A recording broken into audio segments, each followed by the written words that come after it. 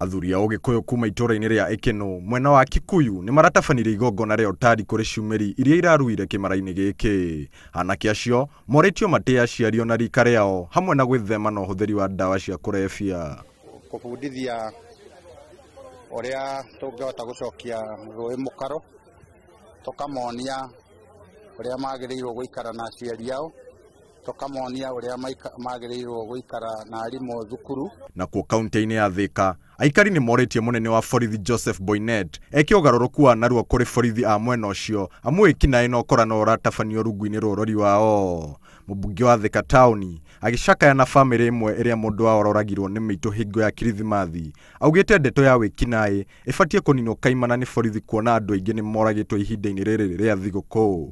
Ikigwa sikukuu, bibi yangu ametoka tu kwa nyumba ajaribu kupikia watoto, akatoka na jiko akisha hapa nje tu kwa Burot hapa Makongeni Estate. Kwanza kufanya hivi sijui jagiri wametoka wapi, wakaanza kumkatakata na manini na hii imeitwa hii sword.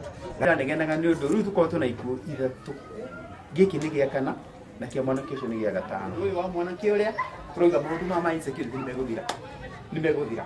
Ndĩraugire angĩkorwo he mũthigari ũkorwo nĩ kũruta wĩra gũkũ to nginya ikare gũkũ. Reke athiĩ kũu kũngĩ hata kũruta wĩra.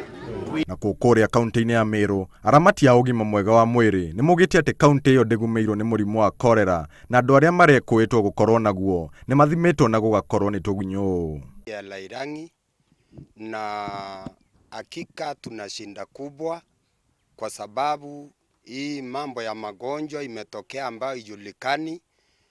Tumejaribu kufikiria ni nini na tumejaribu kuitana. No, there's no cholera.